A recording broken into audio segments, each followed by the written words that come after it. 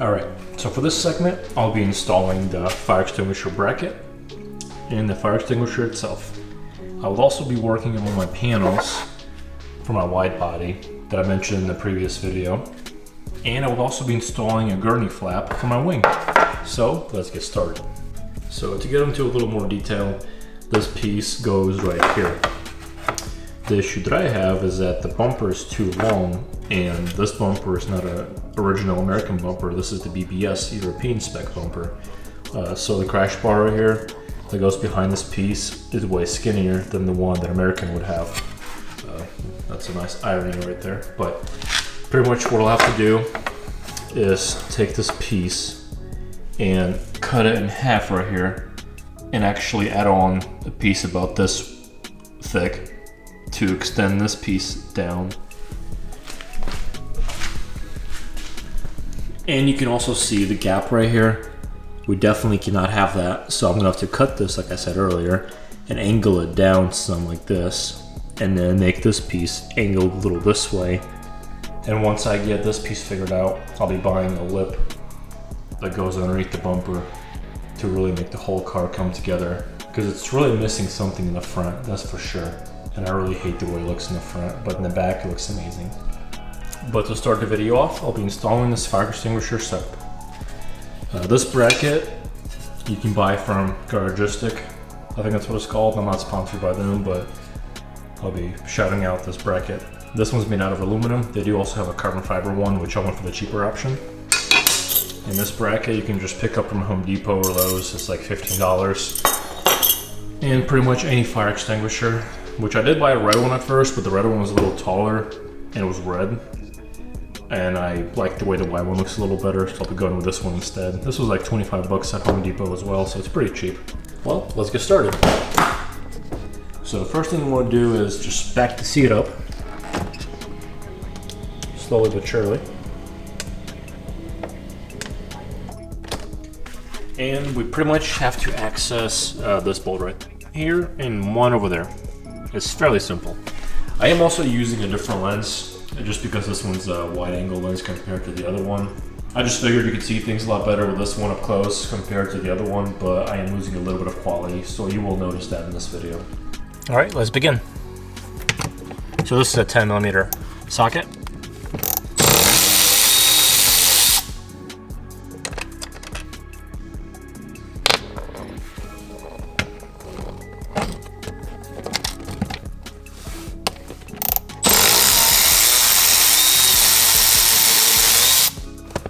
Once you take the bolts out, all you want to do is put the bracket on top and put the bolts back in. It's as simple as that. The very first time I did it, I actually tucked them underneath this plastic trim, but whenever you do that, this trim doesn't sit correctly, so these have to be above the trim. So.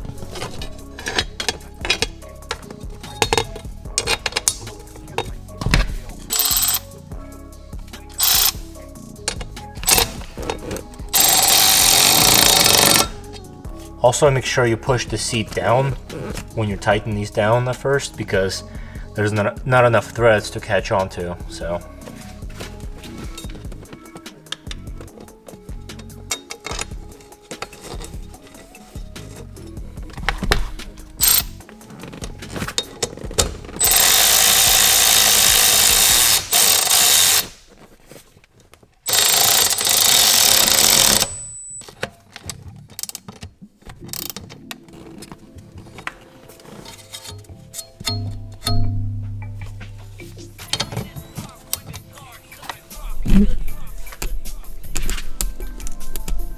And there we go, that's how you install the bracket. It's pretty simple. Should be like a 5-minute thing, honestly.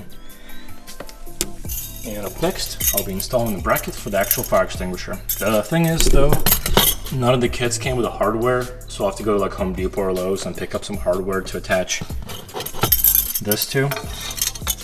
But for now, I'll be using zip ties, just to show you guys how we'll look put together. And also I'll have to figure out which way we'll be facing and which holes it'll be lining up to. So let's do that right now. I'm sure you guys have noticed it's a little difficult to film very small stuff up close like this, but I'm trying, so bear with me. I don't know if I should face the fire extinguisher this way or this way. I don't know which way will be better, honestly. And pretty much to install this piece, all you gotta do is just drop it in.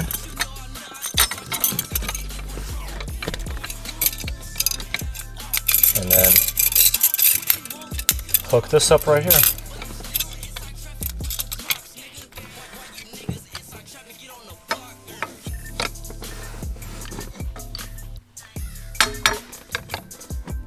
I know it seems like it sticks out really far, which honestly it kind of does, but then again, the seat's all the way back. So if I put the seat forward in its usual position, probably right here, it's kind of tucked underneath. It would have been a little nicer if this thing was just a little bit shorter, so I can actually bring it in some more, but like another like 2-3 inches. But realistically, whenever you're sitting down, your feet aren't going to be right here. They're most likely going to be over there or over there. So it's a pretty decent fitment. Now we're just got to figure out whether I want it this way or this way. Which now that I look at it, I think I like this way a little more. Just have to line up the holes as well, whether I want it a little bit on this side, here, or there. But in this case, I'll be using zip ties just for the time being until I get actual bolts. So I've decided I'm going to put it more towards the back right here. So I'm just going to zip tie these holes together and then put the extinguisher on. And this is what it looks like zip tied.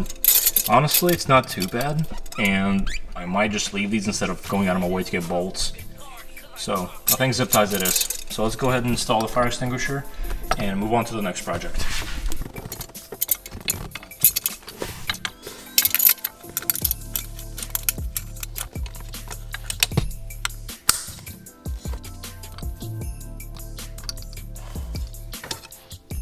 And there you have it. That is how you install a fire extinguisher in your car. Not too bad. It is a little bouncy, but it shouldn't be an issue because the fire extinguisher doesn't make any sounds. Because me personally, I would get annoyed with that. Probably bring the seat in some more, a little closer. Oh, probably right there, perfect. And it is fairly low-key, so it's not like it sticks out super far to where I'll get in the way. So you still have plenty of room for your feet to get inside the car. And I know some of you probably haven't seen my interior too much unless you follow me on my other social media pages. And moving to the back, this is my trunk setup. Pretty much the same thing as the floor of the car. In the front, decided to go with something super simple. And there's my airlift suspension setup that I have. There's my tank, 2 compressors, and the management right there. It does kind of suck because it takes up a good amount of space. I could have honestly installed all of this in the tire area, but this looks way better. Alright, so in this segment, I'll be replacing this top piece with this Gurney Flap that I ordered from eBay. This is also made from fiberglass, so it's not carbon fiber like I wanted, because I tried looking for the carbon fiber one online, and I couldn't really find anything, so this is the only option that I currently have. Pretty much what I'm going to do is just take off the bolts to hold this piece, and then drill holes to where they perfectly line up, and then add some rivets in there, which I do have the rubber ones left over from the wide body, so I might be able to use those ones. And this Gurney Flap is actually supposed to go on the bottom of the wing like this, which looks really good, but the thing is, the way this one's designed, this piece right here is in the way. So the only possible way this would work if I cut out a segment like this, then I could slide it under. But in my case, I'll be running it at the top. So it's almost perfect. There's like an inch gap on each side, which it's not a big deal. I'm not too worried about that. So we will see how this looks.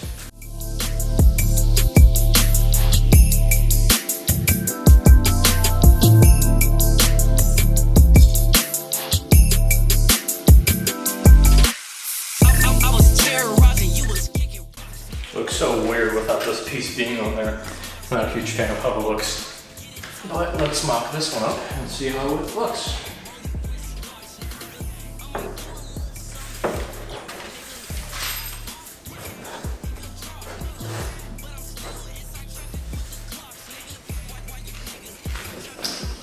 Yeah, it's probably not going to fit perfect on here, but we will have to kind of work with it. After messing with the gurney for a little bit, I've decided to not put it on the top right here just because it looks so awkward and it's way too long for what I'm going for.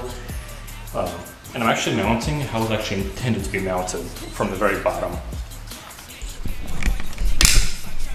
Because before I actually put it on this way, I was about to ditch this and just run it without the Gurney Flap and just this little piece right here. But with it being mounted on the bottom, it looks a lot better. Because at first I was like, this is a little too over the top and a little too excessive. But now I'm starting to really like it.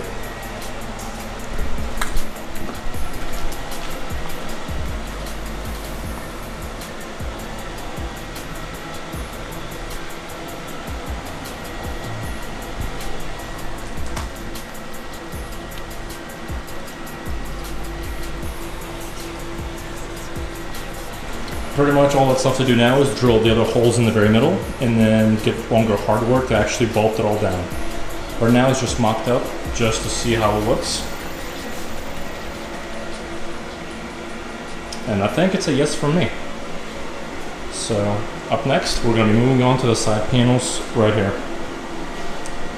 I don't know if I'll be doing some fiberglass work to actually just like make it myself, or if I'm going to get a 3D printer and have it 3D printed to where it actually fits perfectly. Because I am having a few little fitment issues with the panel and my BBS bumper. It's going to require a lot of work to make it fit. So I've modified the wide body panels, the ones I was talking about in the front. This is the one I actually cut in half and extended, and this is the one I haven't touched yet. You can see how this one's much longer, but the issues that I'm having, the gaps aren't quite lining up properly and it's just not sitting properly on the car itself. So what I'm going to have to do is actually take this one over here and 3D print it and modify it on the app and then actually print it how I want. Because this right here didn't really turn out how I wanted. And I'll show you what it looks like in the car. So you can see how it sits in the car, and there are some gaps right there and right there as well. So I can't properly line it up. And there's a big gap between the screws where it's gonna mount. It's not too bad, it's definitely better than nothing. That was pretty much my initial plan, and then have a lip that goes all the way in the bottom and extends. Pretty much a whole chin to compensate for the wing that's in the back because it's so aggressive. But this isn't awful, but not how I would want it to be. Plus, this panel right here is for the US spec, but this bumper is Euro spec. So this piece right here is much smaller than the American bumpers, which is like this long. You can see it right here. I wish Pandem would make these panels where you have an option for like what kit you have. Which I've asked them before and they said no. But as of now, my car's not going to have this on at all. I'm going to wait until I get a 3D printer and scan this panel and actually modify it properly, just because this one isn't really sitting how I would like for it to sit. And I'm sure you guys can guess what this is, but this is my wrap. Finally ordered it and received it, and I'll be getting ready to wrap the car in about a week or two. So just wanted to show you guys what color I'm going with. This is a piano gloss black. I've decided to go with something super simple, like I mentioned before. I didn't want to go with something obnoxious. I wanted to go with something super simple, and there it is. This is a protective film, but once you peel this off, the wrap looks amazing. It literally looks like an actual paint as well. Very glossy. I don't really see any orange peel, so this is definitely going to be an exciting one to do. I wrapped my Miata before, which I do have a little bit of experience with wrapping, but this should be much easier this time since I have some knowledge. So yeah. Also, quick little plug. This is my girlfriend's new rug that she's making. It's about 3 feet by 4 or 5 feet. So she's currently working on this one, and it should be done very shortly. It'll be up on her website, and I will link her down in the description if you guys want to check it out. So that's pretty much it. Got a Gurney Flap, got a fire extinguisher, did something with the front flap and got the new wrap in. So all that's left now is to actually clean the car, take all the body panels off, like these, the trim on the outside, and then prep the car for wrapping. And the next video is going to be me wrapping the car. So stay tuned.